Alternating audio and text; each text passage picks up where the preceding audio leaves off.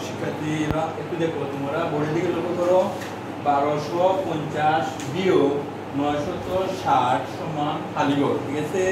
বা শূন্যস্থান থেকে গাণিতিক বাক্যটি দিয়ে একটি গল্প তৈরি করি। সেটি একটা গাণিতিক বাক্য কি দেওয়া আছে? গাণিতিক বাক্য। গাণিতিক বাক্য দেওয়া আছে। আমরা একটা জাস্ট একটা গল্প তৈরি করব, ঠিক আছে? গল্প বলবো। হ্যাঁ, তো সবাই লিখতে পারো। দেখো, মেহরিনের কাছে ছিল এত টাকা। আমি লিখে দিচ্ছি, দেখো তো গাণিতিক বাক্যটি। মেহরিনের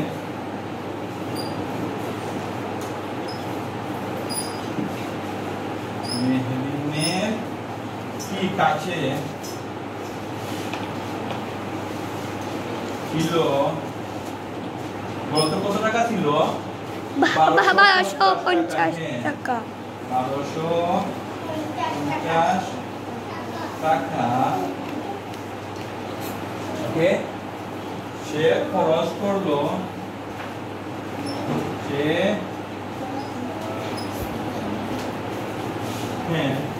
খরচ করলো কত টাকা বলো তো দেখি?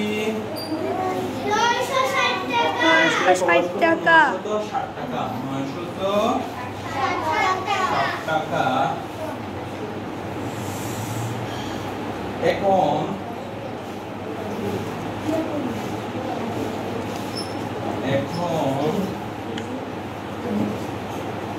তার কাছে কত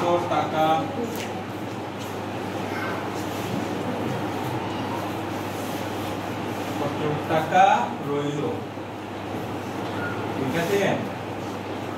হ্যাঁ, এখন তার কাছে কত টাকা রইল সেটি ঠিক করে এইগুলো বসাতে হবে, ঠিক আছে? ঠিক আছে, তার কাছে কত টাকা রইল আমরা এটা লিখবো। এটা তো গাণিতিক বাক্যটি হয়ে গেছে, ঠিক আছে?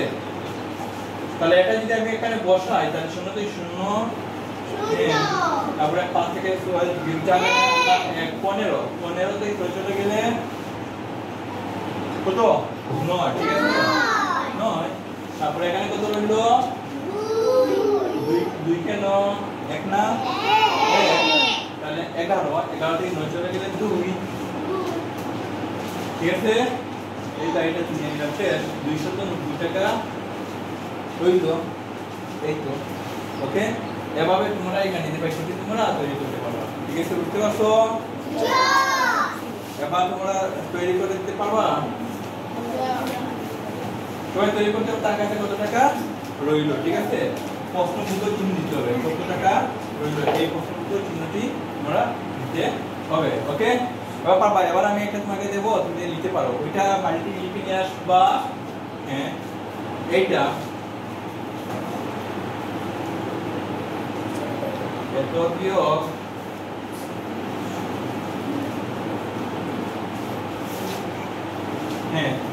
এত সমান এত।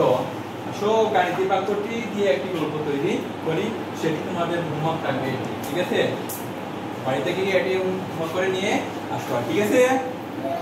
ওকে, ধন্যবাদ।